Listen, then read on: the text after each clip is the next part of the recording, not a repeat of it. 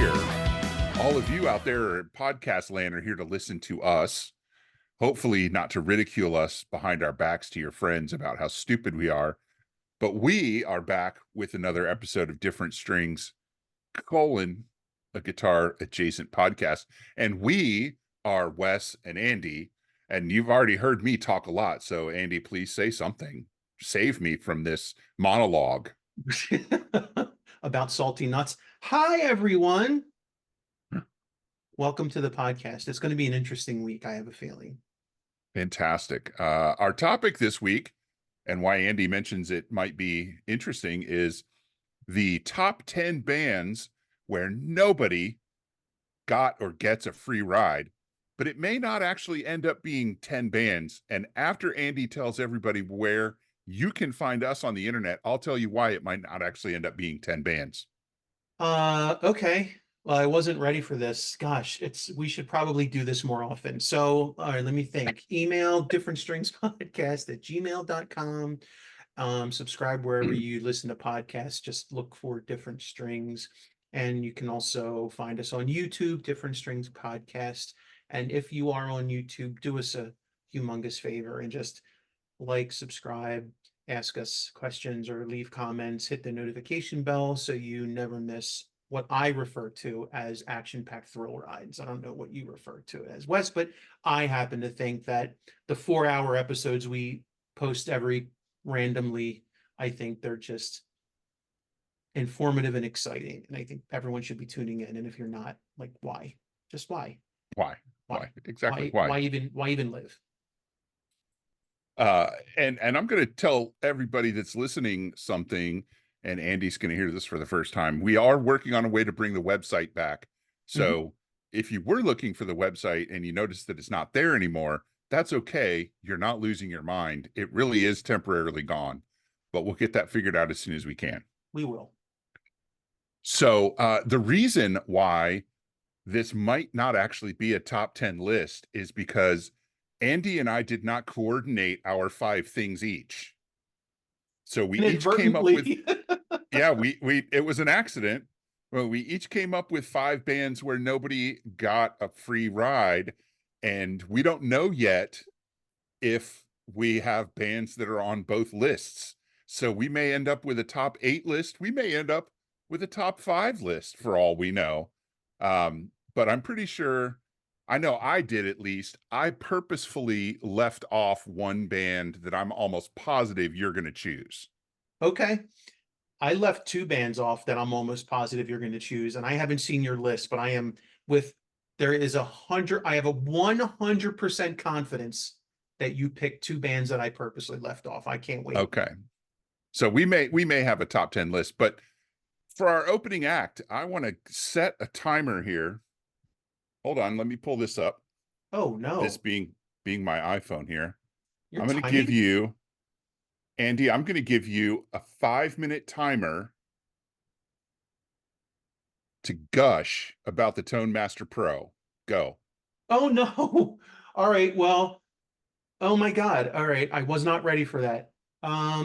So I can only gush about it. I can't talk about how I got it, where I got it, how I almost got scammed out of my money the first time because I bought from some wackadoo on Amazon.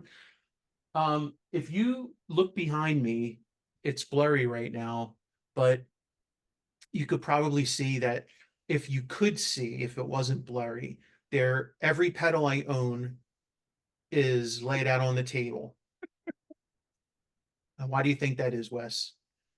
That's right, because they're going on the chopping block.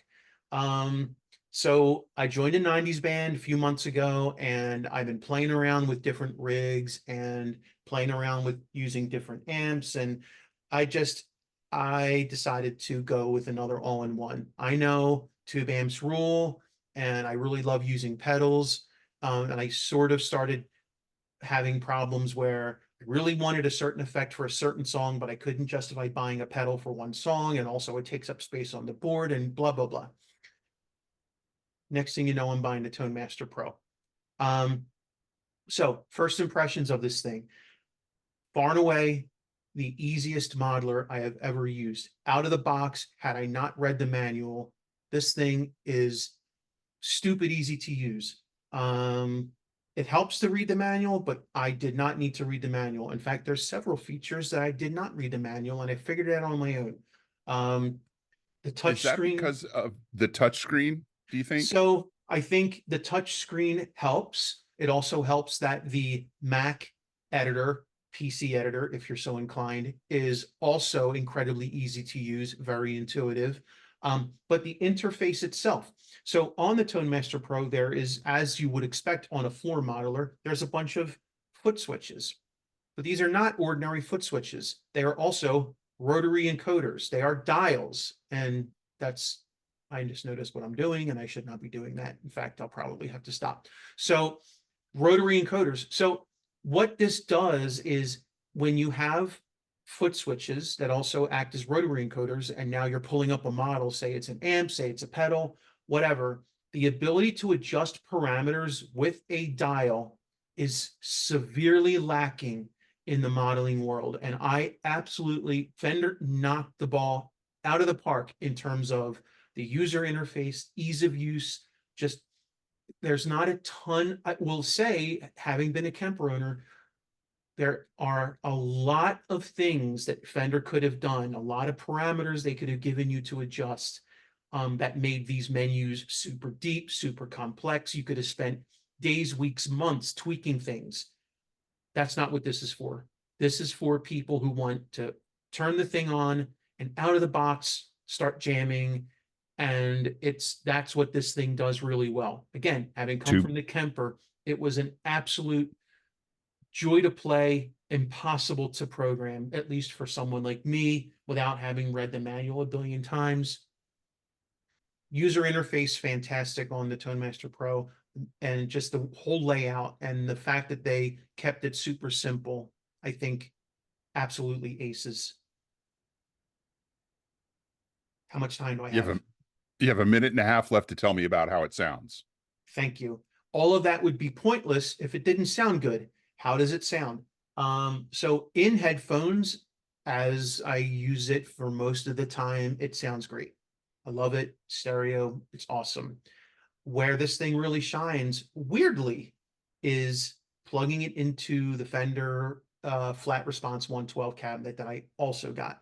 In the room, it sounds phenomenal. And kudos to Fender again for putting a EQ on the actual monitor. So you take this monitor into a room and all of a sudden you find that your tones are all boomy. You can reduce the bass globally. You find that you need to cut high frequencies. You can do that globally right on the monitor. Super helpful. And there's also a global EQ on the ToneMaster Pro. So if you're running direct and you can't, you don't have the monitor, you can adjust a global EQ on the ToneMaster Pro. Again, very simple. It sounds awesome. It is not one of those things where it has every single effect and every single amp. It does have a select number of amps and effects. Maybe more are coming. I suspect more are coming, but the ones it does have sound really, really, really good and feel good to play. Ultimately, that's the thing I notice most about it, especially with the flat response monitor, is it feels really good to play in the room. It sounds very realistic. So couldn't be happier. Love it. Can't wait to dig more into it and build more rigs. Um, it's got some of my favorite features are it lets you run in a mode where you can just, click effect boxes on and off as you please. So it's very pedal board like, or you can switch to preset mode and you can change presets and it does the whole spillover thing with reverb and delay. And it's just amazing. I'm really, really happy with it. And because of that, all those pedals are getting sold. I am committing 100% to this thing. Well, I'm interested to hear about that because, as you know, I'm on a gear purge right now, Mm-hmm. and I've sold, I think, one, two, three, four guitars, an amp, and about six pedals so far That's in crazy. my quest. Yeah, and I'd like to get rid of more pedals. Yeah, I So, mean, uh, you know, some of these pedals I just got and I feel really stupid taking a hit on them. I admit that. But I feel like I want to commit to this Tone Master. I want to, and I should be able to. There's no tones that it can't do that I was getting with my pedals. That's a fact. There you go. So there's no reason to keep them other than, are you You sure you just want to got do them. that? Exactly. So, by the way, we're not affiliated by, nor are we sponsored by, nor are we in any way related to Fender. They didn't pay me for these words. I didn't even know this was Nope. going to happen. Um, Loved the Kemper. I thought the Kemper was amazing. Tried the Helix, was not impressed. Didn't buy it. Never tried an Axe Effects. However, I bought the Tone Master Pro without trying it first. I took a massive risk and I thought, what's the worst thing that happens? I mean, it's been getting rave reviews. People are talking about the Yeah. interface. I thought I can do this. And I'm so glad I did it. It really, really impressed me. Fender really did knock the ball out of the park with this thing. I feel like they took all the lessons learned. They listened to customer feedback from like Kemper users, from Line 6 Helix users, whatever they did. I feel like they were paying attention and they addressed a lot of that stuff with this unit. So well done, Yeah. Fender. And I'll say, Fender, if you are listening, you're welcome to send me one. Even though Andy bought hers, I don't have one, and I'd really love to. And I will say that the biggest, I've heard two major, well, major is a strong word. I've heard two complaints about the Tone Master Pro. The first is the price, because this shit's expensive, It and there's is. just really no way of getting around that. Nope. When you're putting that much of a feature set into something, it's going to be expensive. And the second, and complaint is a strong word, comes from our friends over at the 60 hertz or 60 cycle podcast. And I say friends, I use that term loosely. Those jackholes don't know who the hell we are. But in their review of the Tone Master Pro, the one thing they did that I thought was a weakness in the Tone Master Pro was that its built-in fuzz sound is not awesome.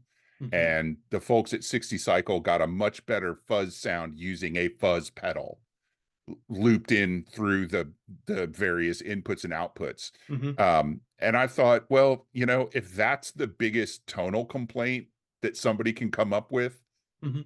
that's so easily fixed. You know, Yeah. you put your fuzz pedal next to it on the pedal board and you run a couple cables into it and you got a great fuzz sound. Yeah. In fact, um, I believe, if I'm not mistaken, because I did skim the manual, there are two loops on this unit that are specifically designed for taking pedals that don't love running into buffered Right. inputs. Like fuzz pedals. Exactly. And so that one solution is, yeah, just use the pedals you already love. You can incorporate them with this rig and it works great. Um, it wouldn't surprise me if more Fender's been releasing firmware updates for this with a Mm-hmm. regularity. They recently added, my understanding was a couple new amps with convolution reverbs built in instead of the standard reverb. And the benefit there is added realism to that. And hesitate to use the cliche, but that drip that a lot of surf guitar players are looking for, it's really good. And they added some new amp models. So I suspect more's coming. How much attention they're going to give fuzz, I don't know. Yeah. But to be fair, I've heard other modelers also struggle with good fuzz. There must be I think they all something. do. Yeah, I just think there's something about that tone that is just incredibly difficult to capture realistically in a digital model. And I think they're all doing their best, but it's one of those things. So yeah, I would not be, if I needed that specific fuzz tone, I would just put the pedal on the floor and, use it like Yep. that. Yep. All right, cool. Well, thank you for that gush over the Tone Master Pro. I look forward to trying one out in person. Well, Um, I have offered to bring mine with yes, me, yes, you have. so Yep. maybe And we'll have a I'm chance to do that. and if Fender doesn't send me one, that's exactly what we're gonna do. I suspect Uh, Fender may not be listening and or sending a free one to us. I'm pretty sure. I'm pretty sure. So our headliner is top 10 bands where nobody got a free ride or gets a free ride if they're currently active bands. So I think the first thing we need to do, a couple of things we need to do quickly, is what defines one of these bands? Is it as simple as pretty much everybody knowing everybody in the band's name without having to do a Wikipedia search? Or are we talking about bands that are greater than the sum of their parts, even though the sum of their parts is huge? Is it bands where it wasn't just the singer or the guitar player who got signed and was driving the band to success? Hmm. How do we define one of these bands? And maybe that'll become apparent as we talk about the bands. Okay. I know I addressed a little bit of that Well, in each of the blurbs that I jotted down for these bands. Um, so I think it's easy to identify bands where we can kind of feel like somebody in the band's getting a free ride, meaning they just don't have to work very hard to be in the band and enjoy the success of that band. Now, it doesn't mean they can't play their instruments, right. right? Hmm. But let's be real. As much as you and I personally might like, for example, Michael Anthony and Alex Van Halen, the band Van Halen doesn't exist without Edward Van Halen. It can exist without anybody else. Now, is it as awesome as it was with all four people in it in either era, either the David Lee Roth era or the Sammy Hagar era? Maybe, maybe not. But nobody goes to a Van Halen concert to listen to the bass solo. And I love Michael Anthony. He's one of my favorite human beings. Hmm. But when I saw Van Halen twice, and I didn't go to hear bass solos or drum solos. I went to hear Edward Van Halen and one time Sammy Hagar and two times Sammy Hagar. Sorry. I've seen Van Halen three times, two times Sammy Hagar and one time David Lee Roth. That's who I was there to see. Okay. That's a lot to unpack, my friend. It is. And it's not the nicest thing in the world to say, which is why I prefaced all of that by saying, I love Michael Anthony as a human being. I really do. And I think he's an excellent bass player, but he's not the reason people go listen to Van Halen. I mean, so just to go back to your question, w- this all came out of a discussion we had on another episode where we Right. sort of batted around the idea of people getting a free ride. And you raised a good point, and you might have raised it on air or on the episode, or you might have raised Mm-hmm. it elsewhere. But I believe what you said was by the time a band gets to the level where they're getting signed, they've weeded Yeah. out the chaff. Yeah. Nobody's getting Meaning, a free ride at that point. right. So is it fair to say that Brad Whitford is getting a free ride just because he's not as famous as Steven Tyler and Joe Perry? Right. Yeah. Because I think in most of those cases, the band doesn't sound like the band without that person. Hmm. So maybe what we're talking about is somebody who is perhaps valuable from a chemistry standpoint, but not necessarily a technical standpoint, if that makes Hmm. sense. It's not somebody who's, you know, writing the hits or driving the stage performance or something like that. I don't know. It's a little hard to define, but I think what you and I can definitely agree on is that there are bands out there where everybody is carrying the load in a more or less equal fashion. And that's the bands that we're here to talk about today. Yeah. And it sure So, sounds like we're not talking, it's not a popularity contest. no, no. Right. At least in my opinion, I mean, can we come up with a band where if you replace a member, it basically goes almost unnoticed, or in fact, maybe the new member is an improvement? Well, one would argue that Rush first lineup could possibly be, I mean, they replaced Neil. I'm sorry, they replaced John Rutsey with Neil, and it took them to a completely different level between Yeah. the complexity of the songs and his thought-provoking lyric writing because he was so well read. Replacing John with Neil was a massive step up. They weren't hugely popular at the time, Right. but was John along for a free ride? Hard to say. They if No, because they weren't really famous. They got a record deal. They got a record, a deal with a record label. So clearly they were heading somewhere, maybe, perhaps. Um, but it's to me, Were they that's heading to where they ended up? probably not. Yeah. So yeah, I mean, and I know the term free ride is very clickbaity, Yeah, attention it is. grabbing. We're not necessarily saying that someone's actually getting, like they're literally coasting. Because I don't think you can really do that. But there may be some band situations in these days where someone is really coasting and they're just Yeah. collecting a check, a smaller check perhaps, but collecting a check nonetheless. So, um, all right, let's get into it because I think with each of these bands, maybe the reasoning that we have is a little different. Yeah.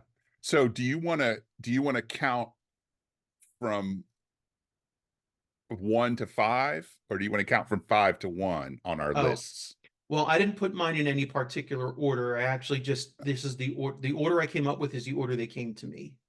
Okay, then let's just start at the top because I did the same thing. Okay.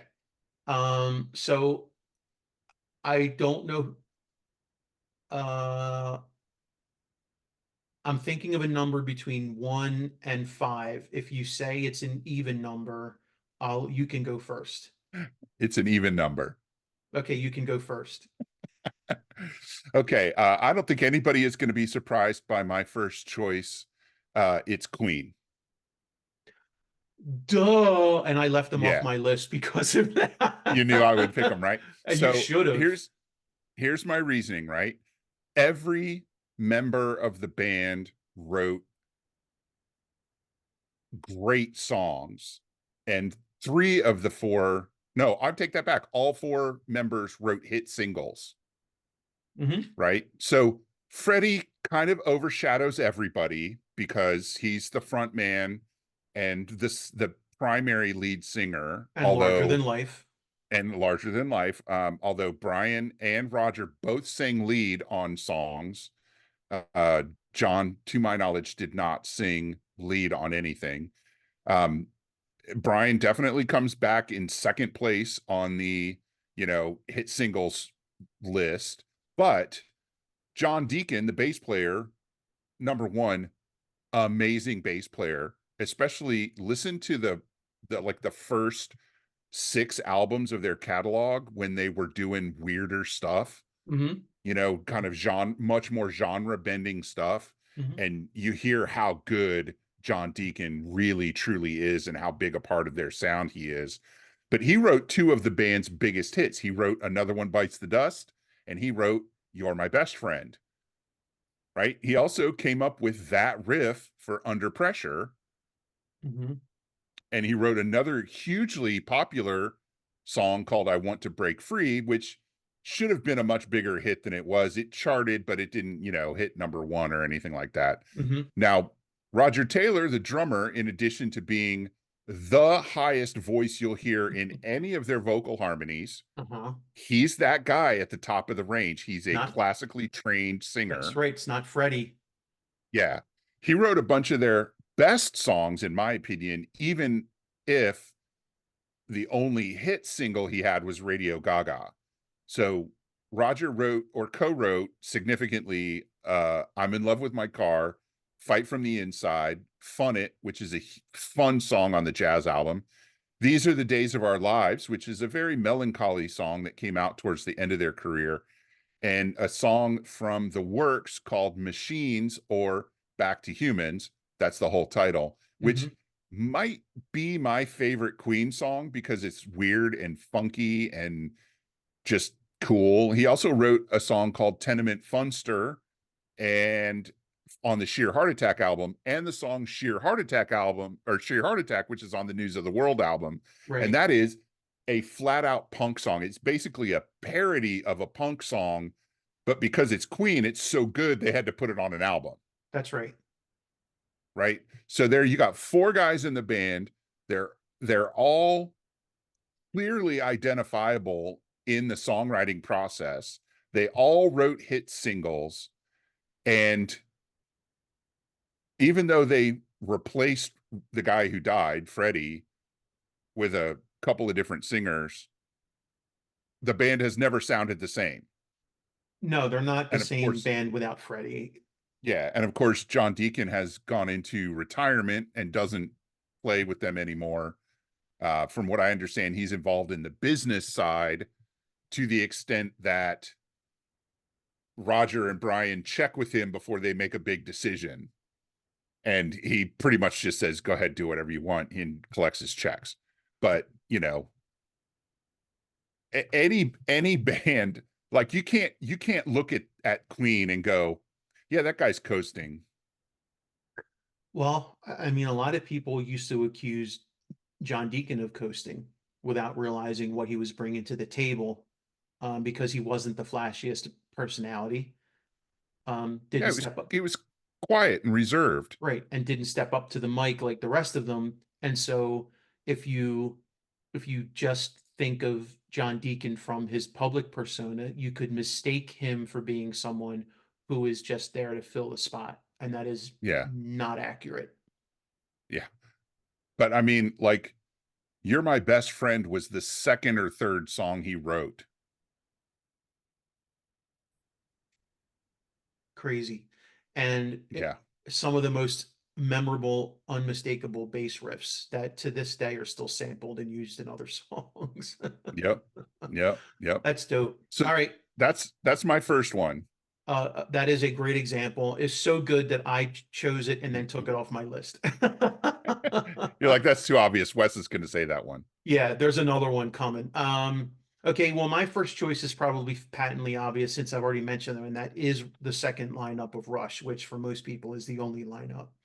Um, that is Geddy Lee, Alex Lifeson, and um, the irreplaceable Neil Peart. So it goes without saying. So John Rutsey was the Rush's first drummer. He did leave for health reasons. I believe he's recently passed as well. Um, Yeah. but with Neil on drums and also vocals, they they were unstoppable for 40 years. And you know, they were a band that evolved greatly with every record, arguably improved, definitely evolved. Um, Certainly through their 30th anniversary, it was like every album you were listening to a different band. Every album they're like, we Yeah. let's do something different. They were one of the first rock bands to start incorporating synths heavily into their stuff. Foot pedals where they were multitasking, both Geddy and Alex, they were using Tars pedals while they were playing, and in Geddy's case, singing. Um, they were one of the first bands to do really long songs, and concept albums. All this is a three-piece. They were one of the first rock bands, progressive bands to use sampling in a live performance. Um, and Yeah. And even Neil triggered samples from his right, kit. electronically at some point. And you know, their chemistry, their process remained the same for every song and every record from the beginning until the end. And that was that Alex and Geddy wrote the music and Neil wrote the lyrics. Geddy wrote the melody once he got the lyrics, and Neil wrote his drums to their music. That was the formula for every song on every album for 40 years. And it They worked. Yep, and they didn't mess with it. They all contributed one way or the other to every single song. Um, and I mean that when you're a three-piece band, there is no coasting.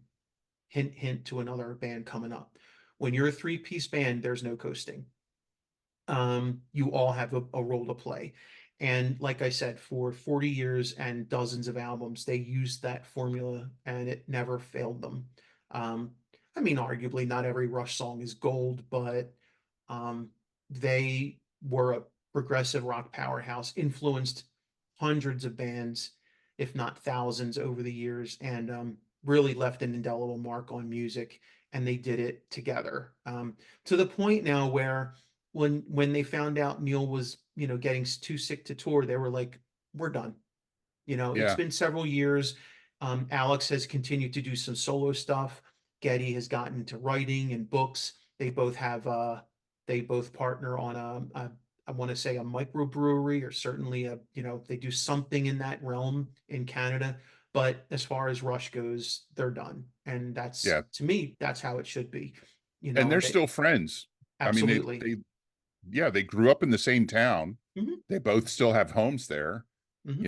They're still friends. And I like that even though they're not playing music together, and that would, and I know for me personally has, put a definite damper on friendships. To Hmm. them, it's just a new stage of their lives. That's right. They're family at this point and probably have been for a Yeah. very long time. So, Yes. okay. And even though I did not intentionally leave Rush off my list, they didn't make my top five. So I was pretty sure you were going to pick them, but that's not why they didn't. I'm not talking about them. That's okay. Um, It's, and by I the probably way, could. if you disagree with one of my picks and we talk about it, that's okay. Yeah, It's same. yeah. So this next band I think might be on your list. It is another trio, although they are not Hmm. Canadian. They are Are they American. from Texas? They are from Texas, and they are called Andy, King's X. right? And Every member writes. I was thoughtful enough to keep them off my list. Did you really? Yes, I did. So every member writes, every member sings. At this point, every member has had health issues Yeah. that have prevented them from touring, and Wait. every Ty has had health issues that stop him from touring. That would be news to me. well delayed, right? Just minor for him. It was minor stuff. For Oh, Jerry, Jerry's had like 2 open heart surgeries or something crazy like that. yeah. Um, uh, so every member has been with the band since their first album came out. Period. Right. Since they settled on King's X, they have never changed a member. They had some extra people before they were officially King's X and signed, but other guitar players really. So it continues, in my opinion, to be shameful that King's X was never a massive, massive band. They continue to tour almost every year. They put out new albums from time to time. They continue to put out new music. Hmm. They play endlessly with side projects Hmm. and Yep. continue to come back to their band fresh. And I think many of the songs that they've put out in the last half of their career are just as good as they put out in the first half of their career. Now, have they put out another album like Gretchen or Dogman? I think 15 came pretty close. Ogre Hmm. Tones was a really good album, Agreed. but are they that good? Maybe, maybe not. It depends on how much of a super fan you are. But with the exception of one other band on my list, I have seen King's X more than every other band I've ever seen. But we're not here to talk about if they're still good. We're here to talk about, is it who it no one's getting a free ride. And the bottom line is you do not get King's X without those three Three. members. No, you I don't. mean, it's not just their talent, it's their tone. I mean, King's X, by and large, created tones. Ty Tabor had one of the most unique guitar tones, if not the Mm. most unique rock guitar tone I've heard in 30 years. Not even with like the most expensive gear. He cobbled together a rig using a Gibson Lab Series and an old Alesis rack unit, and it became his signature tone that Iconic. Yeah. iconic, right? Doug using 8 and 12 string basses. How many bands? Pearl Jam, Cheap Trick. Can't think of Right. anyone else. And certainly no one used it like them. And I'm not going to say they invented it, but they certainly made drop D a thing in the rock thing. I mean, Yeah. yeah, they didn't Drop invent D it, and beyond. right? Um, and you But I just mean, don't get King's X without Jerry on vocals. And it's just, they are just, again, with a three piece, yeah. there's no loose ends. It's just, they are just, Especially especially a three piece with three-part harmonies on almost every song, right. It's, yeah, which no they getting got around it. in the beginning of their career. They got a lot of grief for trying to be a heavy metal Beatles, That's right. right? Which I think was probably, I don't want to say it was a valid criticism. It was a valid statement. Um, were they in the beginning of their career, were they as accomplished as songwriters? Maybe not, but I'd I'd put a couple of King's X albums up against the Beatles discography as far as talent and vocal harmonies and songwriting and guitar playing and all that kind of stuff. Um, they got a ration. They were kind of overlooked and poo-pooed because they were considered a Christian band for a long time, Yeah, I remember because that. they were very spiritual, and they were very open in their lyrics with their beliefs, which have changed over the years. Um, they were practically shunned by the Christian community when Doug came out as gay. Uh, and that was kind of the end of anybody calling them a Christian band, that's for sure. I mean, their third Um, record was called Faith, Hope, Love. yeah, exactly. So, maybe they might not have leaned into it as heavily. If they had not leaned into that spiritual side as heavily as they did in the early part of their career, maybe they would have been bigger, but maybe they wouldn't have been who they are, because that is part of who they are. They're clearly being very honest with themselves in their songs. Hmm. And if you are not honest with yourself, you're not writing a good song. Hmm. So, everything, as Paul Reed Smith says, Affects affects everything. everything. So, but yeah, they're on tour right now, and they put out a new album just a couple years ago. Yeah.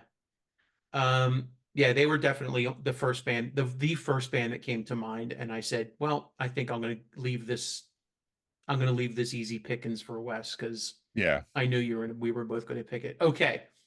So your next band is, and I quote, And you quote, my next band is this one, I don't know how you're going to feel about this. In fact, I don't know how anyone's going to feel about this.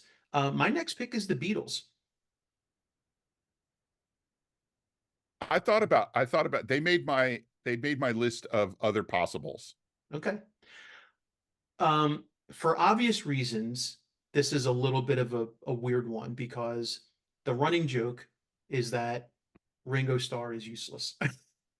Sorry, sorry, Ringo. He laughs Well, all the way to and the bank.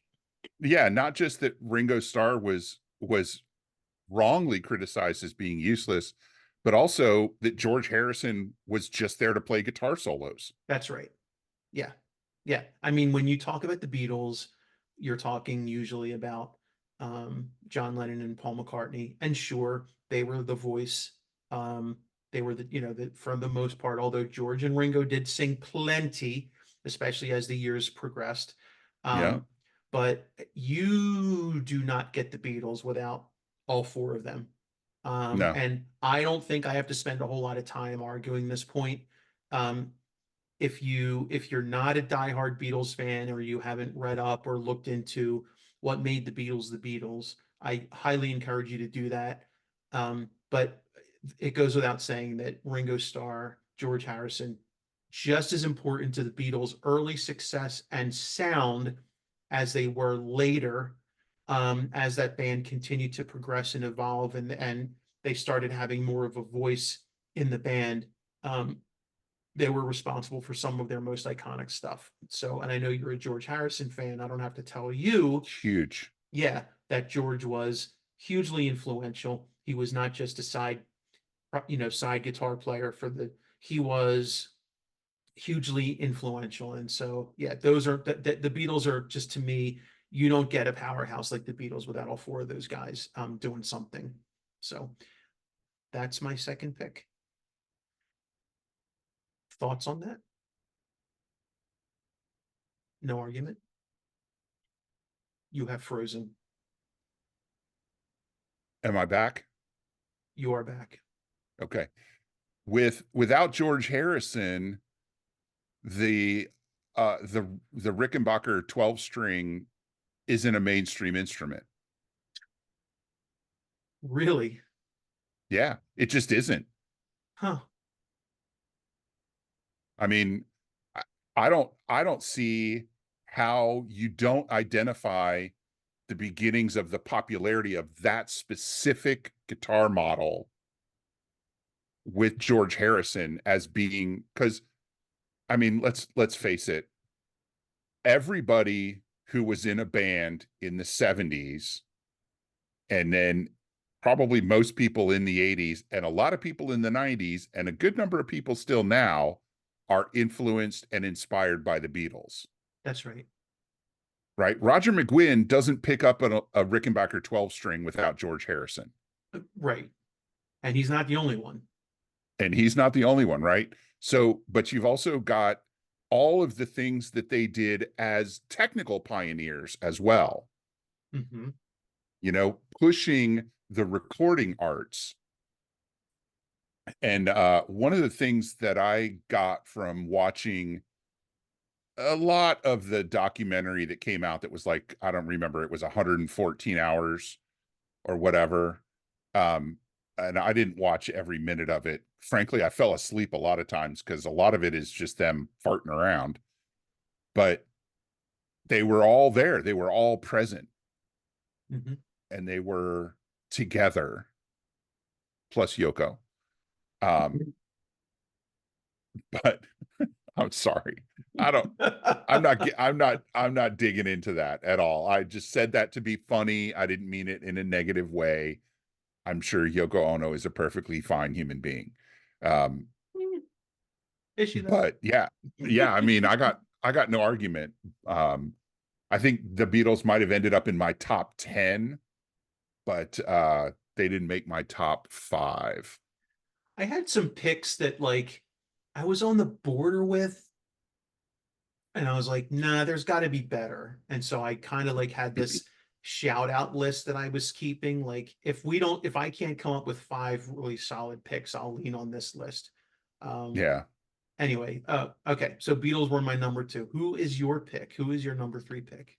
My number 3 is Iron Maiden, with the caveat that there's only 2 guitar players in the band.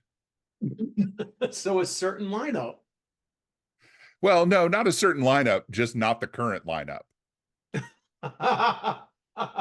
So not the Dave Murray, Adrian Smith lineup, just the lineup where there's only two players. Doesn't matter who those two are. Exactly. Exactly. So Okay. it could be Dave and Yannick. But does it matter who's singing? No, it doesn't. Because Really? Okay. yeah, so do I think Blaze Bayley was the best singer for Iron Maiden? No. Do I think he had to carry a huge bucket of water when he was the singer in Iron Maiden? Absolutely. Yeah, but Right? Because of that band's sound, there's nowhere to hide. The singer has to be up to the task. And Blaze did a really, man, he tried so hard, but he was never going to be Bruce Dickinson. He didn't try to be Bruce Dickinson. And much more importantly, when he was in the band, the people writing the songs in the band did not treat him like he should be Bruce Dickinson. It just is one of those things where it didn't work out. all right, Right. counterpoint. So, well, let me get Go through my ahead. reasoning here. So Steve Harris starts the band with Dave Murray and obviously drives the band with his bass. He's the primary songwriter for much of the band's history. But every guitar player that was ever in the band also wrote songs, and wrote some really good songs. Same with the singers. Every singer that was in the band wrote. Paul Diano, Bruce Dickinson, Blaze Bayley, they all wrote songs and all wrote good songs. They've had, have they had two drummers or three drummers? I forget at this point. I think they've had two, Clive Clive and and Nico. Nico, right? Who had to keep up with Steve, but and do so without stepping on the guitars.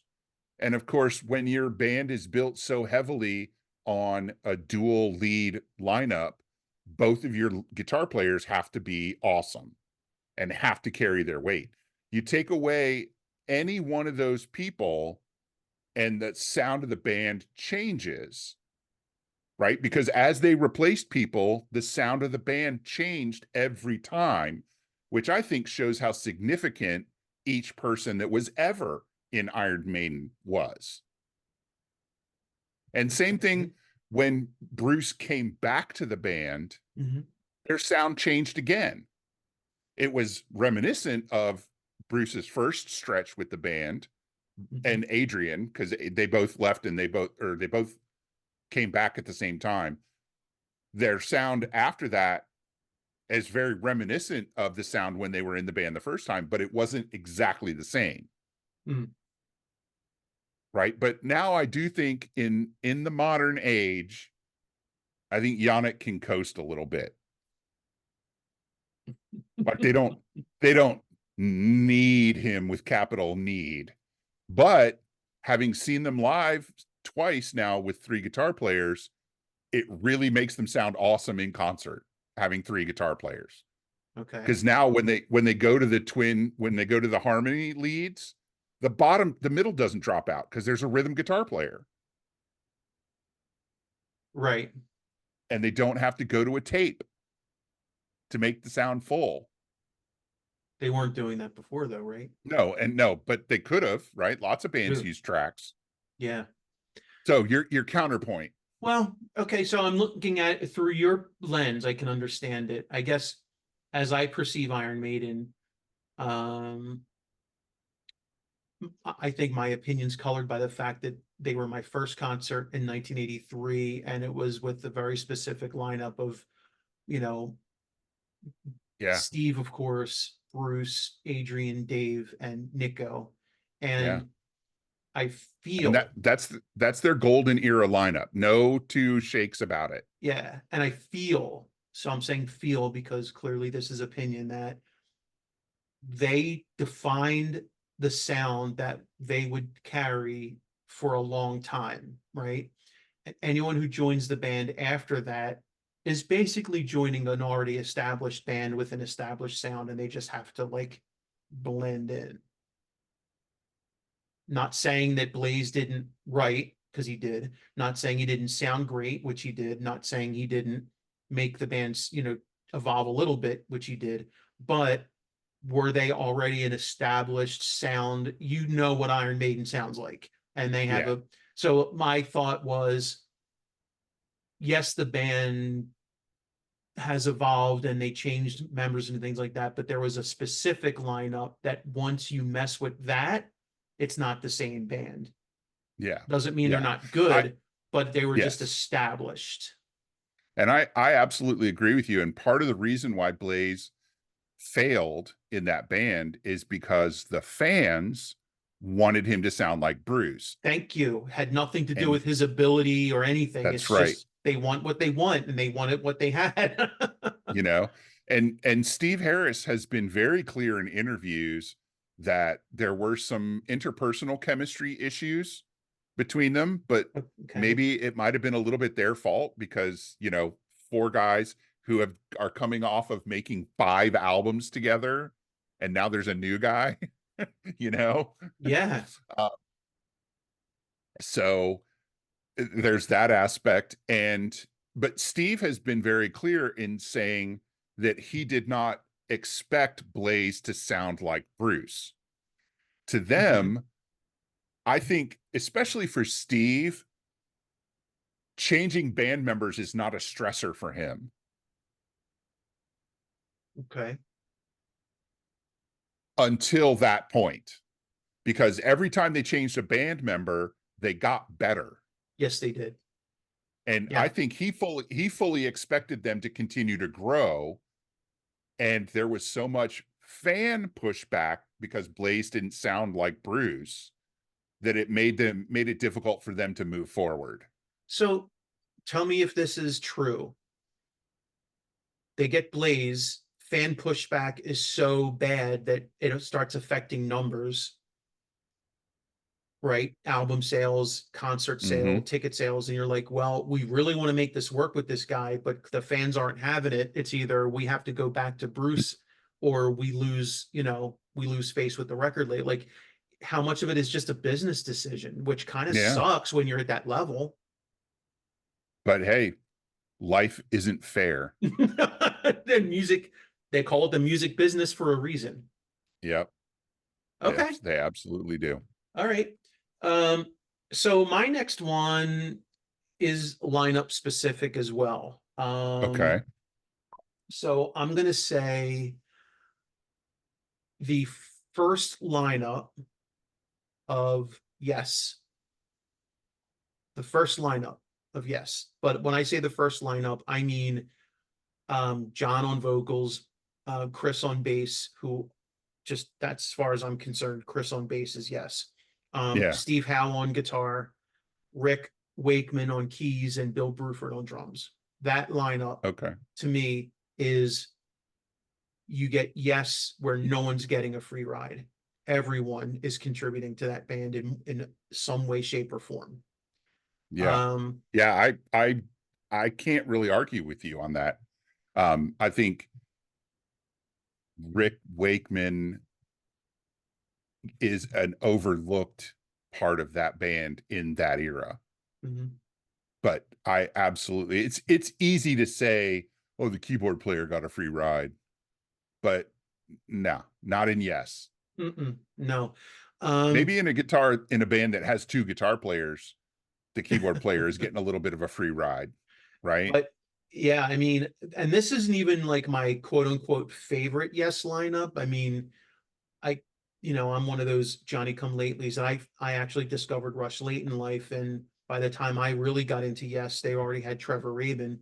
Um, and That's so, what that's when I got into them as well. yeah, but I had I to, had a lot of friends in high school that were super into Yes mhm, and were hugely disappointed, if not offended, by yep, the 90125 album. absolutely. I know plenty of those people. And so, when I got into that record, I'm like, oh, I'm going to go listen to their back catalog. And then I listened to I'm like, that is not the same band by even, I mean, even if you go back one record, it's all, you have Trevor Horn on vocals. I mean, that wasn't even the same band. And basically Yeah. what you had in that band was Asia.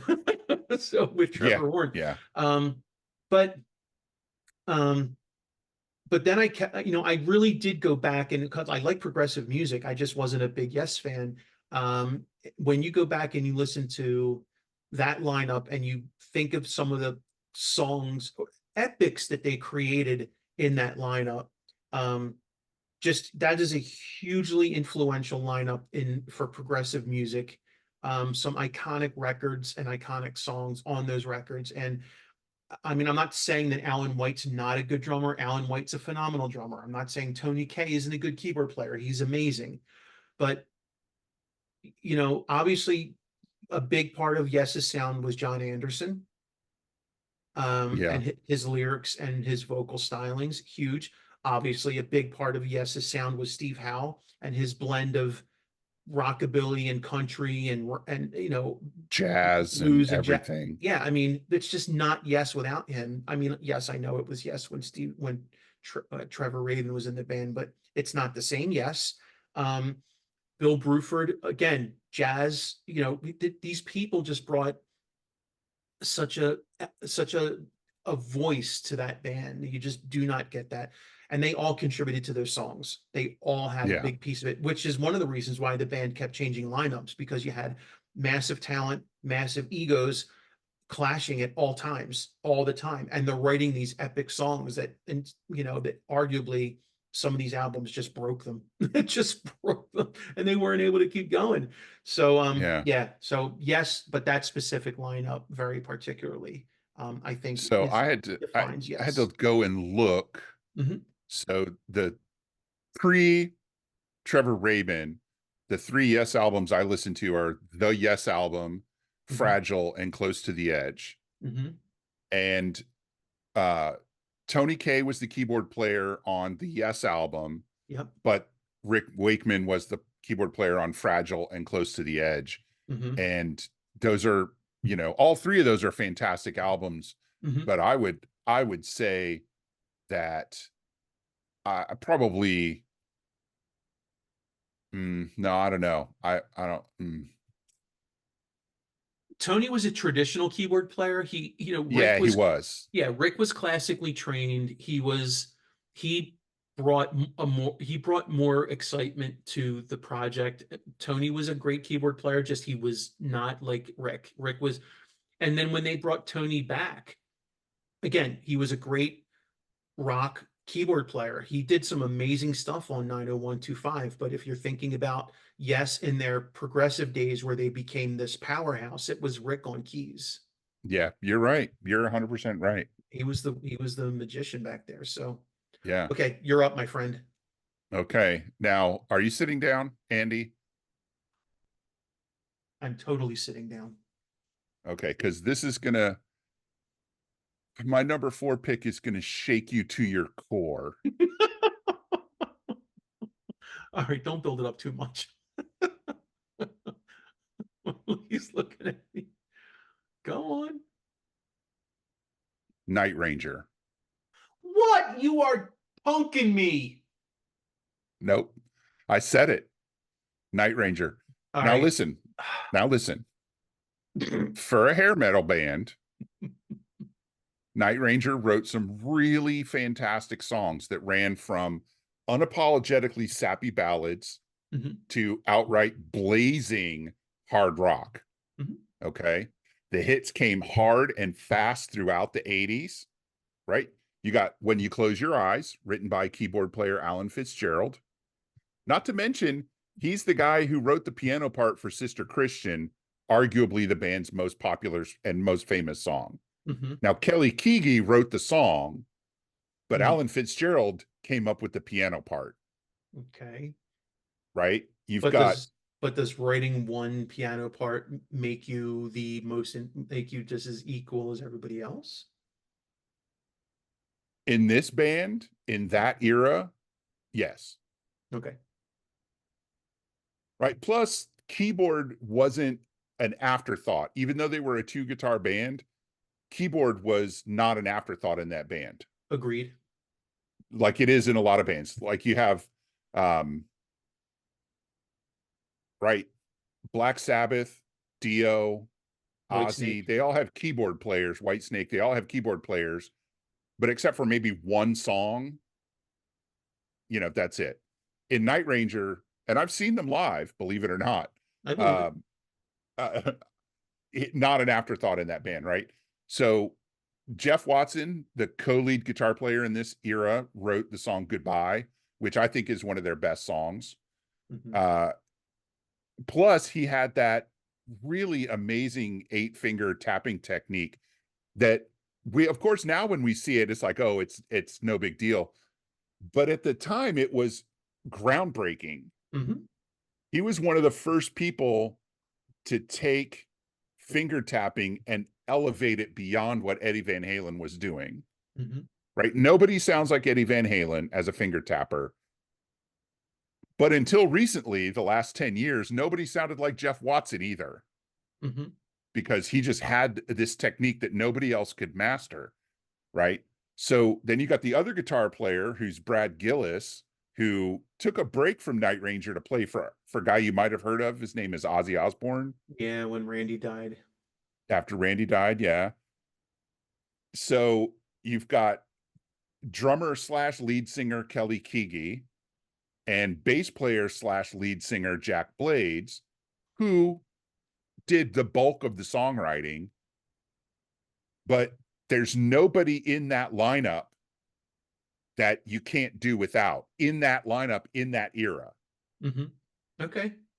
I probably would have said 4 out of 5, and the keyboard player maybe was getting the free ride, but you're making the argument of why he doesn't deserve that title. Yeah, well, I actually so I have my own kind of greatest hits album. I don't have all their albums on my computer. I've just Mhm. taken all the my favorite songs off of those albums and put them into one playlist on my computer. Mhm. And I listened to it, and there's very few instances where the keyboards are just an organ, Uh-huh. pads in the background. And Yeah. that's why they made my list. Plus, I thought it would be a little provocative. And I think when we think of hair metal era bands, glam metal era bands, it's really easy to go, oh, well, the singer and the lead guitar player are the only important people in that band, and everybody else is interchangeable. Especially any band that Rudy Sarzo was in. Ooh, I would. Ouch. Rudy Well, I'm can. just saying, yeah, because he went from band to band to band, and Rudy Sarzo is a great bass player, Mhm. but the guy after him maybe wasn't so great and was Mhm. just playing Rudy's parts. Right. It's And that's funny. no slam on any of them because they still got to have the bass in there. There's a band that didn't make my list because we did top 10, and I was going to throw out a provocative pick like Dokken. I almost put Dokken on here, but I did want to pick a 5-man band. Okay. I almost put them on the list, and I didn't because I I don't know if I agree that Dokken isn't. I mean, George would say that Mick Brown was instrumental in that band as a drummer. I'm not sure I would. Right. I'm not sure I'd say that. However, the part that I definitely think people would have been surprised about is Jeff Pilson, because Yeah. Jeff was not only was he a great bass player, he was an incredible singer and a great Yeah. songwriter. And I never realized how instrumental Jeff was to George Dawkins' success until much later when I started hearing it in interviews from George himself and Yeah. started And hearing Jeff's solo stuff. And I'm like, man, that dude's voice was everywhere. I had no idea it yeah. was him. Yeah, and he was super into production stuff as Yep. well. Yep. Like he wasn't producing the albums in the beginning of the band, but later on he got much more involved in the recording and production side. Yeah. But they almost made So, my list, and then I thought Mick Brown, I can't say it. Anyway, so Night Ranger. All right, a little bit of a provocative pick, I have to say. A little bit shook, a little bit turnt right now. All right, I'll okay. I'll I'll give that one to you. I'm not going to argue with you. I don't know. All right. All right. So give me your number 4. All right. Well, you can't argue with me on this one because you're not as familiar with the band as I am. We shall see. I have to say Periphery. I have to. I have to say it. I almost went with their predecessor, Meshuggah, but I am not as familiar with their material as I am with Peripheries. So Periphery made my Wait list. a minute. I thought Meshuggah was like a Eastern European death metal band. They are. Oh, so Misha, the one of the founding members of Periphery, huge Meshuggah fan, actually also huge Gojira fan. Good And for him. yeah, Smart man. in my opinion, you don't get Periphery without Meshuggah or Gojira because they were Okay. huge influences on Misha, who then went on to make Periphery what it is. All right. Okay. Now, Thank you for following that for me. yeah, so I have to say that Is there an era of Periphery that you're specifically talking about? so technically, yes, because if you think the current lineup, it's so hard. So this is going to be a weird thing to say. So I'm just going to say, okay, Periphery really did start as a brainchild of Misha. Right. As I understand it, Misha was a big player on the 7string.org forum. Um, and he used to do a lot of, he would record clips, mostly done with a line 6 and various metal guitars. And you would do the drum, program the drums in um, Easy Drummer and then eventually Superior Drummer. And it was just Misha as far as I knew. Um, but his, at the time, fairly groundbreaking techniques for production, and the tones he was getting, like he got very popular on that forum. And I believe, I could be wrong about this, but I believe at least the first Periphery record, if not further than that, were basically all songs he wrote and recorded on his own. Maybe he had some help. Um, but eventually they landed on this lineup where they had, and I believe they were instrumental for a long time. And then they hired Spencer. And what Spencer did as a vocalist was he had to fit his vocals to Misha's songs, which were written as instrumentals, which was very hard for Spencer to do, but he sort of made it work. But it was once they started writing and recording as a band unit. So Spencer on vocals, Misha and Mark on guitar, Jake on guitar. They do have 3 guitar players, and Matt on drums. And also Nolly on bass, but also Nolly on production, because that's what Nolly does these days. They don't actually have a bass player, they tour with tracks. But Nolly's still, to me, a very instrumental member of the band because of his style and tone.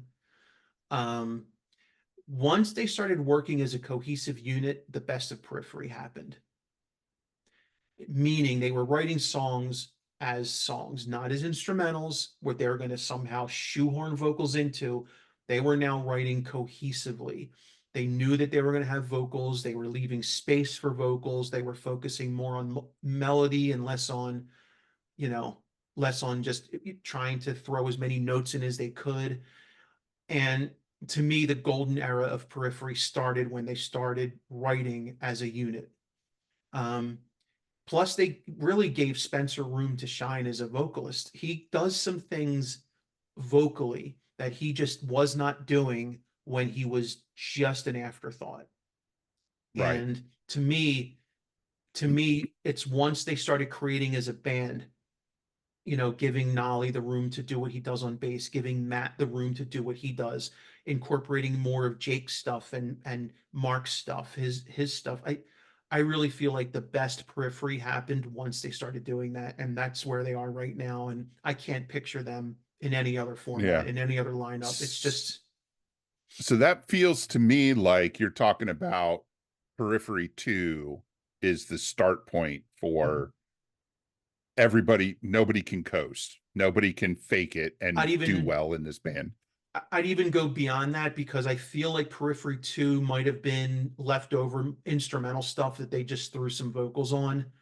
I Mm. really feel like it was Alpha and Omega, those 2 records, that things So started after to, Periphery 2. yeah, that to me is Gotcha. when things, number one, it was a double record. It was also I believe one would argue it was a concept record. And to me, Mm. that's when things just took off to another level. And they've only Gotcha. gotten better and better and better and continue to push the envelope. So yeah, to me, it's this current lineup of Periphery, but specifically once they started writing in the way that they do. Gotcha. Well, and let me just say that I'm looking at their discography, studio albums, and it amuses me to no end that they have an album called Gent is Not a Genre. That's right. And I love that Yeah, they would take that shot at across the themselves. bow of all the genters. Yeah, All right. that's, I believe Gent is Not a Genre is their latest record. And Yes. Yes, it yeah, is. it's phenomenal. I mean, this was a record that so their last 2 records that came out, when I first heard them, it was the first time since Dream Theater that I said, I have to listen to this multiple times before I start to like it. And that's exactly Yeah. what happened. Now that I've given it a few listens, they're both like some of my favorite Periphery records. So, okay. There you go. I All right. believe your last pick is up. Are you ready for number 5? Born Ready. Slayer. I knew it. You knew it. Come on, you are a Now, huge Slayer fan, and I'm yes, I sorry, am. you do not get Slayer without that lineup, man. You just don't. No, and as you know, Andy, I'm on record as saying that I would have preferred it had they stayed retired. Yes. But let's not pretend for a second that any of the guys in Slayer ever got any rest. let alone anything resembling a free ride, right? So the band was started by Kerry King and Jeff Hanneman, guitar players, who together and separately wrote riffs that would peel the paint off an airliner if it flew over you at 40,000 feet while you were playing them. Mhm. I have it on good authority that at least two airlines routed their flights away from coliseums when Slayer was actively playing. Now you add Tom Araya, the bass player and lead slash only vocalist in the band, and you've got the front line taken care of. You Mhm. can't, nobody is getting a free ride in there, right? Because not only is Tom Araya playing the riffs, he's singing over them at the same time, which is just crazy, right? Now you start off with Dave Lombardo as the drummer, then Paul Bostaff comes and plays depending on how everybody's getting along. But no matter what, you got four guys who pummeled our ears and our souls in an unrelenting fashion, showing that it's not necessarily the people writing the songs that have to do the hard work, Mm. right? As far as I know, Dave Lombardo never got a song credit, but can you play those blast beats on drums? I sure as shit can't. He started that.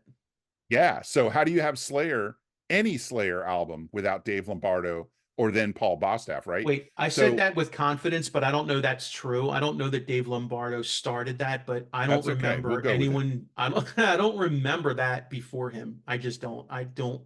Maybe I just don't. Maybe there were other drummers doing it, and he was the one that got famous first. But Yeah. yeah, that's nuts. That stuff. Yeah. The And early so then you've Slayer. got Jeff Hanneman, who they unfortunately had to replace because he died from a spider bite, which is the most Slayer thing ever. Right now, okay, let's back up a little bit. He actually died from cirrhosis, which he developed as a result of his professional level drinking problem Mm. that got much worse after he was diagnosed with a disease called necrotizing fasciitis. That's the thing he got from the spider, and it prevented him from playing guitar for more than a few minutes at a time. And his mental health went into steep decline. He drank more and he basically drank himself to death as a result. But Hanneman wrote Raining Blood, I which wish I is didn't know any of what you just said. I just want to purge all of that information from my short-term memory like it never got said. That is the okay. saddest thing I've ever heard. And he wasn't even that old. No, he wasn't. But it all started with a spider bite.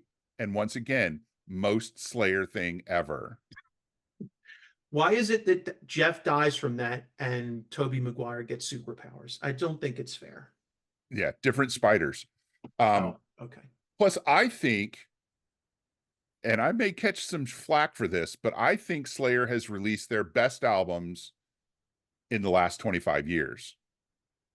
I think their 21st century output is easily better than anything that they did before on a complete album by album basis. Mm. And yes, I am including in that assessment the run from Hell Awaits in 1985 through Seasons in the Abyss in 1990. That is a bold statement, but I will put the last four albums they did up against that four album run from Hell Awaits to Seasons in the Abyss. And I think the 21st century albums come out on top, and there isn't a spare person among them. Okay. All right. That's a bold statement, my friend. It is. It is. And by the way, saying that Tom Araya is the singer is singing is doing a heavy lifting there. Yes, singing is the word singing is doing a lot of work in that sentence. But it's not Slayer without him. Okay. Yep. All right. Andy's number 5 is Okay. Again, this is John. This is lineup specific, and we're going back to go figure. And I just realized I really overdid it with the progressive stuff, but I figured you wouldn't, so I had to. Um, I got to go with Genesis in their first lineup. really. Yeah, their first lineup. Not talking about the lineup where it's Phil Collins and his backup band. I'm talking No, no, of about course not. So you're talking, is that Peter. Peter Gabriel, Tony Banks, Mike Rutherford, Steve Hackett, and Phil Collins on drums? Okay, let's be clear. My friend who doesn't know anything about progressive music knows all five members of Genesis. That's all I had to say. That's all that I needed to prove. You know all five of those members, and you barely listen to Genesis. That's true. That's true. Yes, and that is the lineup to which I'm referring. That is first of all classic Genesis, and you do absolutely do not have a single slacker in that lineup. You just don't. Mike No. Rutherford, I know Mike Rutherford later Genesis is basically there to fill space, but Mike Rutherford is one of the best progressive rock bass players, and his early his early contributions to Genesis, it cannot be understated. Steve Hackett's great guitar player. Mike Rutherford had to step into those shoes. He is not Steve Hackett. He never was Steve Hackett. He never will be. They Mm-mm. completely had to change sounds once Steve left. But when it was Steve on guitar and Mike on bass, they were a very different band. And so, and people think of Tony Banks as the guy that played. He's a very poppy sounding synth player these days, but that's not who Tony was when Peter was in the band. They were very classically oriented, a lot of jazz, a lot of cool stuff, and every member of that band did a lot of heavy lifting, and you just don't get that classic Genesis sound, and you don't get things like, you know, it's completely like Firth of Fifth. You don't get stuff like that Yeah. without every Selling member of England by that the band. pound. Right. Lamb Lies Down. Like you don't Yeah. get that stuff without every member of that band doing what they do. So I thought about Genesis for a hot minute and I was like, but I really feel like it's that first lineup. It's that lineup that makes, and Peter put them on the map. No, they didn't have the commercial success that they achieved when Peter left and Phil moved up front. No, they have way more commercial success, but Hmm. but looking back on Genesis as a progressive band, that first lineup was just they were just so anyway, Bonkers. yeah, bonkers. So Yeah. that's my last pick. I'll tell you my favorite Genesis album, Andy, that I listen to a lot is in that transition period. Hmm. It's technically a pre-pop Genesis album, but Phil Collins is the lead singer, and that is Abacab. Hmm. I love that album. So does I think my drummer said that that's his favorite Genesis album too, and I'm okay with that. I mean, I think my favorite Genesis album is Duke, which is still Phil singing, and Yeah, preceded Abacab by one record. But I'm also a pretty big fan of Trick of the Tail, um, so which I believe may be their last record with Hackett, but gotcha. Phil was still singing. So yeah, yeah, I still, I mean, even though some of my favorite Genesis records don't involve Phil, or I'm sorry, Peter Gabriel, I have to, this isn't a favoritism contest. Like it's not about my Right. favorite records. It's about think of the band, think of everyone that contributed, you know, And who's getting a free ride? And the who's get answer in that lineup is nobody. nobody, right? Um, okay, so there's my last pick. Yeah, so I have a list of a bunch of bands that didn't make my top five. Okay, well, I have a couple bands that didn't make it because someone's getting a free ride, and I think we owe it to ourselves to have a bit of fun. Okay. So here I'm gonna give you my bands that didn't make my top five. Okay, Crosby, Stills, Nash and Young. okay. They're Um, all so good they named the band after all of them. right. Jellyfish. Hands down. Yeah. Great, And great choice. these are bands, mind you, that you did not put on your list. No, I didn't. Because I had some bands on this part of my list that I felt like you probably would choose, and so I left them off. Although I'm surprised that you didn't pick Dream Theater. Well, my friend, that's a bit of a that's So let's talk about that in a minute, right? mm, So I said Jellyfish, Emerson, Lake and Palmer, mhm. early Jeff Beck band, like the Beck, Bogert, and Peace era, Hmm. King Crimson, early Kansas, Tool, Yeah. Frank Zappa and the Mothers of Invention, based on his reputation as a band leader, I have to say Prince and pretty much whatever his band was, because he was well known for singling people out if they made the slightest error. There's no coasting in Prince's band. Um, Fleetwood Mac in the Buckingham Nicks era, the Eagles, the Beach Boys before they became Brian Wilson and the Beach Boys, when they were all participating, Mhm. the Police, Yeah, God, the Police, man. I and that definitely that's a great pick. yeah. But here's the last one that made it on my also rans list. ABBA,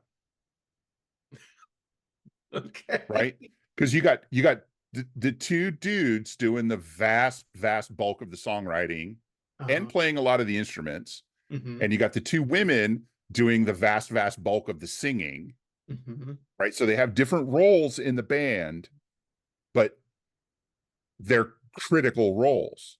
The two Mhm. guys do all the music, and the two women do all the vocals and harmonies, and there's nowhere to hide, right? So they have a backing band, right? None of them plays drums or bass. They're the two guys are guitar and keyboards, Mhm. but you can't say one of those women was a better singer than the other one, and so the other one was just carrying her bag of shoes. Mhm. They're co-lead singers, and they acted that way the entire run of the band. Yeah. Okay. All right. Well, I'm going to tell you Now that let's talk mm, about Dream Theater, because I want to know why they didn't make your list. no, I'm not doing that. We're talking about Van Halen because you said some Okay. shit earlier. I did. I picked at a thread, didn't I? Well, so y- I will not argue with an opinion. However, I will Okay. offer a different opinion and I will say Let me hear it. it's hard to disagree that Van Halen isn't Van Halen or it can be Van Halen without Eddie Van Halen. Yes. And as amazing as David Lee Roth was as a frontman, it is so amazing what Sammy did with for that band when they had to replace Oh, David. yes, it is. Seriously. I mean, we've talked about this on another episode, but he had a untenable situation to walk into. Like they came off in 1984. That was a huge commercial success. They Yeah. had they turned a major corner with synths. I mean, they were it sounded like they were going places, and then all of a sudden the wheels fell off the bus. And for sure, Sammy was walking into a no-win situation and made Van Halen that he evolved that band and they hit a level of commercial success that without him they probably wouldn't have achieved. Yeah. I mean, they didn't have any number one albums before Sammy Hagar. And 1984 was a powerhouse record. Yeah. But look what happened after Great album. Sammy. Yeah. Yeah. Now, here's where things get crazy. I do think that Alex Van Halen was a huge part of that sound. And had it not been for what I mean, he, like outside of Hot for Teacher?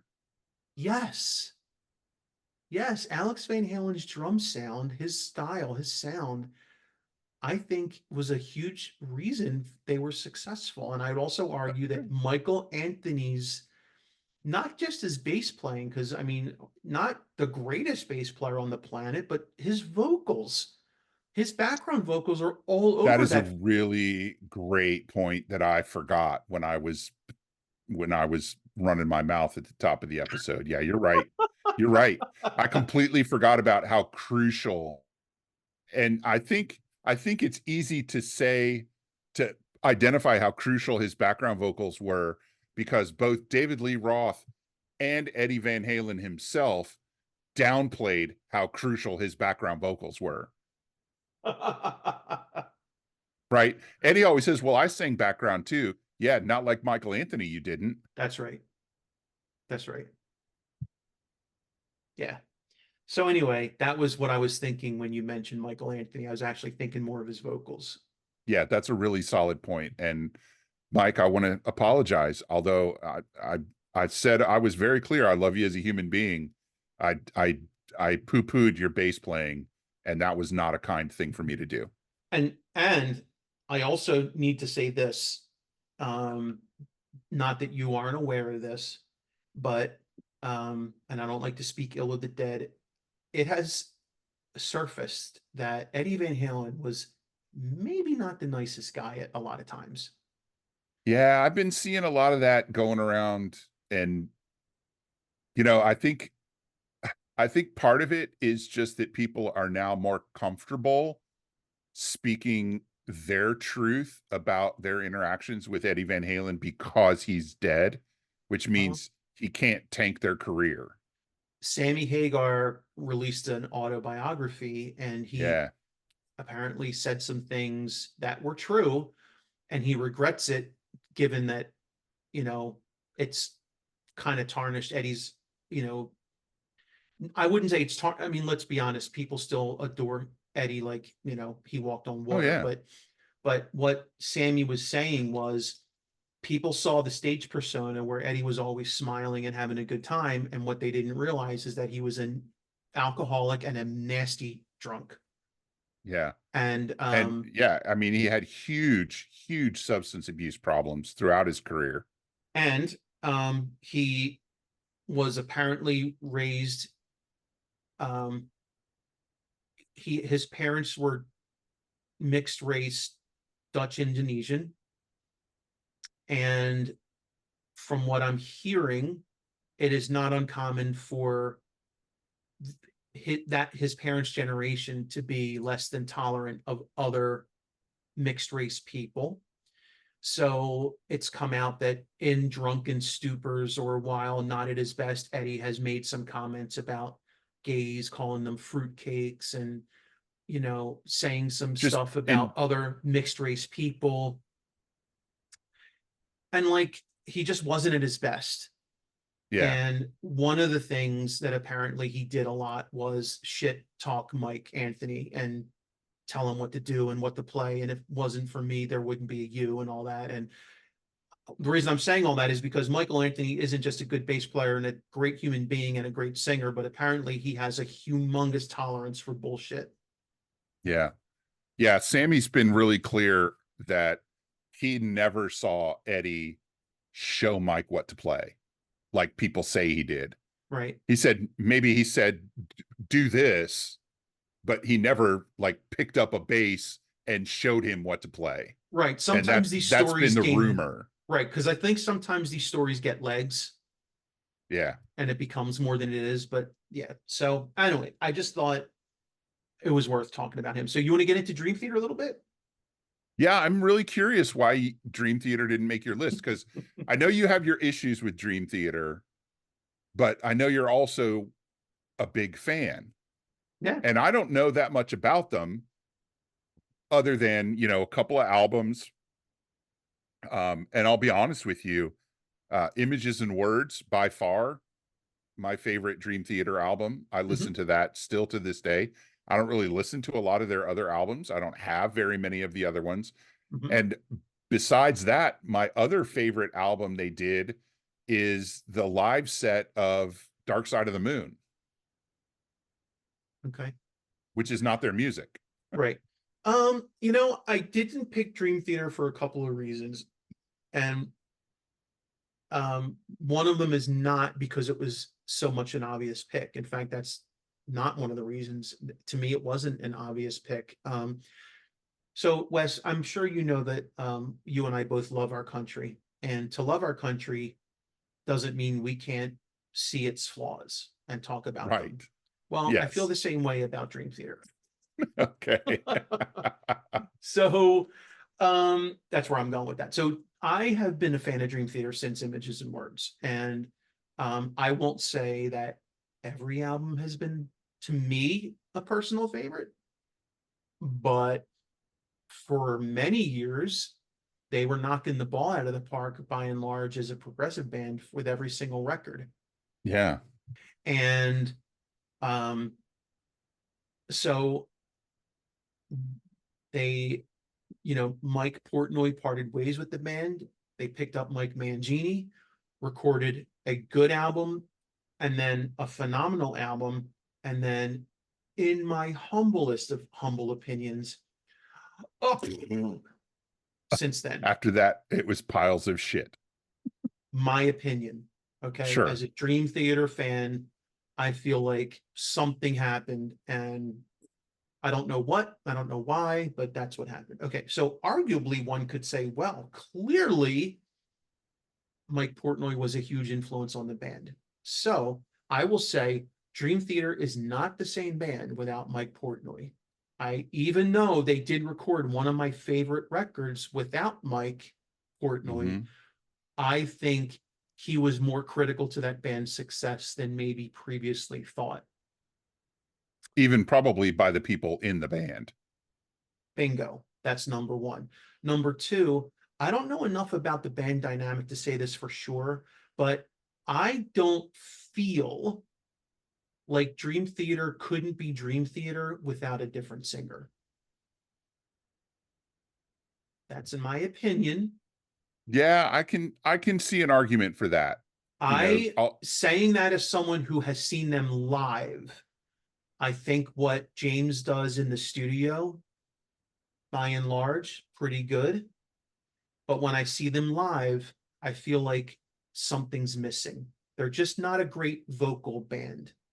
yeah. Mike Portnoy sang a lot of background vocals, and he Yes, he started did. doing he more and more as the band progressed through the catalog.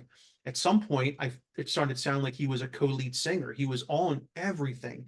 Um, Given what he was playing, that's even more impressive. So again, Mike, well done. However, I don't know that I agree that Dream Theater would not have been just as great, just as six. I just don't know. And I'm Right. just not a big enough fan of James' voice to be objective. Because Okay. I can see to that. me, it feels self-serving to say this because I'm just not a huge fan of his voice. So to me, it's like, they could put anyone there. Dream Theater probably wouldn't say that. They love James. They've been working with him forever.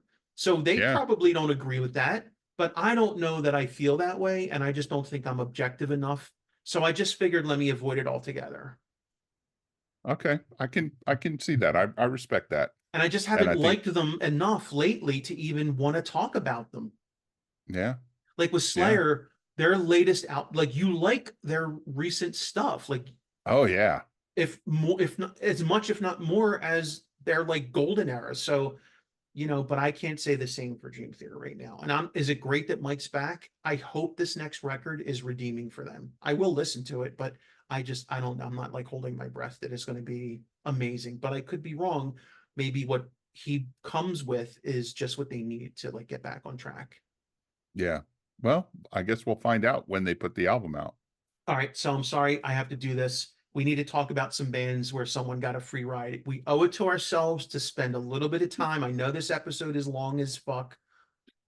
We're As doing, are most of them. but I will edit it down if I have to. Okay, let's hear it. Okay. Um, Whoever's backing up Malcolm and Angus Young and Brian Hmm. Johnson getting a free Yeah. ride. Yeah. Well, except that, Malcolm's dead now. But they got a family member to take over for him, so they kept it in the Yeah. family. Yeah. But that guy's kind of getting a free ride now too, isn't he? Free ride. That dude's getting a free ride. I can't argue with that. Hey, Can't who argue with didn't? that. Just come to think of it, another power trio that didn't get it, where no one got a free ride, is ZZ Top. Yeah, that's true. And I actually thought about Triumph too, but Ooh! yeah, but you know, the more I got to thinking about it, the more I realized, the bass player didn't write very many songs. He also played keyboards, but Mhm. he didn't really do a lot of backup singing. I don't want to say he got a free ride, but he might have been carrying the light end of the truck that was Triumph. Great, Um, great band. Great band. Don't get me wrong. yeah, I definitely feel like James Hetfield's backup band is all getting a free ride.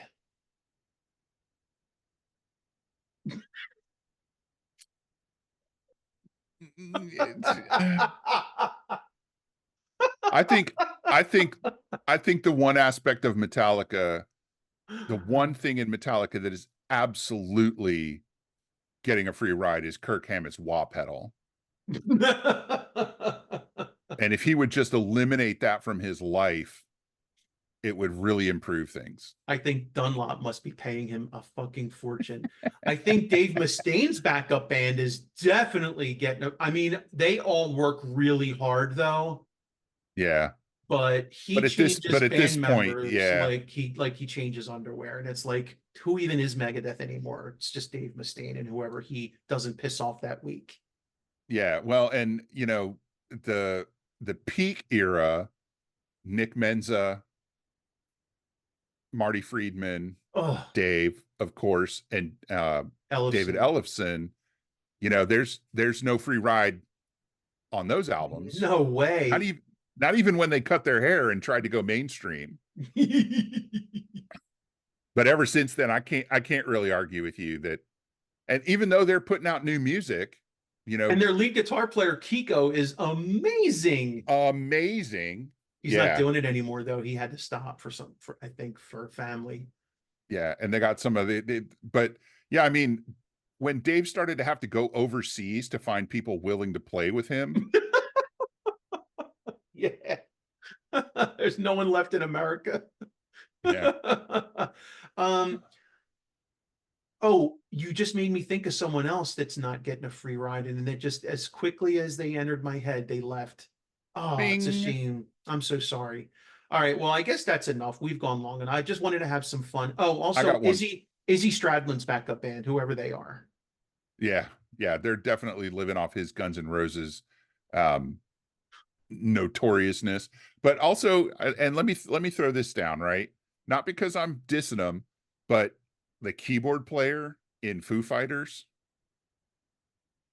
What's he there for? right? And I would say, yeah, that, and Dave's in a lot of hassle lately because apparently he had an What? affair and got her What? pregnant, What? I which haven't heard is, anything. What are you talking about? I haven't heard rock anything. star behavior of the nth degree. But, um, How the you mighty know, have fallen. yeah, I don't think anybody in Foo Fighters has any illusions about their place in Dave's band. But you told me I said Pat Smear was getting a free ride, and you said maybe, but it's because he earned it. Yeah, but Still there you getting go. one. Yeah, still getting one now, How, maybe, but how are we feeling about Green Day? I don't know. It's a trio, right? And is So anyone really getting a free ride except maybe they're touring musicians? I think that's about it, the touring musicians. But um, I've noticed, I don't know if you've noticed this, maybe you're not as critical a Green Day listener as I am, but the bass lines have gotten simpler and simpler and simpler over time. So while I wouldn't say the bass Hmm. player is Mike Dirnt is getting a free ride, maybe he's coasting a little bit. Hmm. Maybe he's got arthritis and that's why. Or maybe Billy Joe is writing more commercially leaning Accessible. songs, Yeah, and yeah. the bass just It doesn't just play the same role. calls for a different, yeah. There's no longer a need for a lead bass player. Exactly. I mean, also, not for nothing, I don't want to make this about something it's not, but for some reason, I'm having a really hard time getting into Green Day right now because I've learned very sadly that Mike Dirnt's wife is anti-trans, anti-vax. Um, and that Oh, absolutely broke my heart to hear that because I think if you're married to someone, you probably have similar views, and I don't want to think like that, but what can I yeah, tell I you? get you. I get you on that. All right. But and how about the oh man, it went out of my head. I was going to say the other two guys in blank and now it's gone. Anthrax. Oh, there's like seven extra guys in Anthrax. The The the outfield. How do you feel about the outfield? Is anyone getting a free ride in the outfield? I would the say the no if you listen to the that album. well, after the first album, the drummer was getting a free ride. Yeah. after the first album. So maybe that's Yeah. sort of maybe he I was. mean, did the drumming absolutely fit the music? Yes. Was it special enough to make the music? No. Yeah. Bummer. Yeah. And you know me, I love the outfield, but Yes, you do. Music That yeah, Matters episode. that's right. All right. So are we going to wrap this up? Are we done? Let us wrap, my friend. Different Strings Podcast at gmail.com. Find us on Facebook, Different Strings Podcast, and on YouTube. Please, for the love of God and all this pure and holy in your life, like, subscribe, hit the notification bell, leave us some comments. Tell us your bands. What are your picks for bands where no one got a free ride or where they did? Like Bono's backup band. No, I'm just kidding. I'm just kidding. We talked about them. I'm kidding. I just love the way you put that. So and so's backup band because it's just It's just, it's heartless and funny at the same time. it sure is. And And that's I can't not laugh. Wes, great job as always. Should they stay tuned for a special Music That Matters or no? They should. They should tune in for a music that matters that ties right along with this topic That's right. because we are going to feature one of the bands that made our list of bands where nobody got a free ride.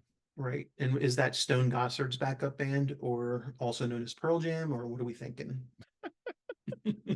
I would call that Jeff Immense backup band. Thank you very Oh, much. exactly. All right. Well, everyone, thank you for listening. Peace out.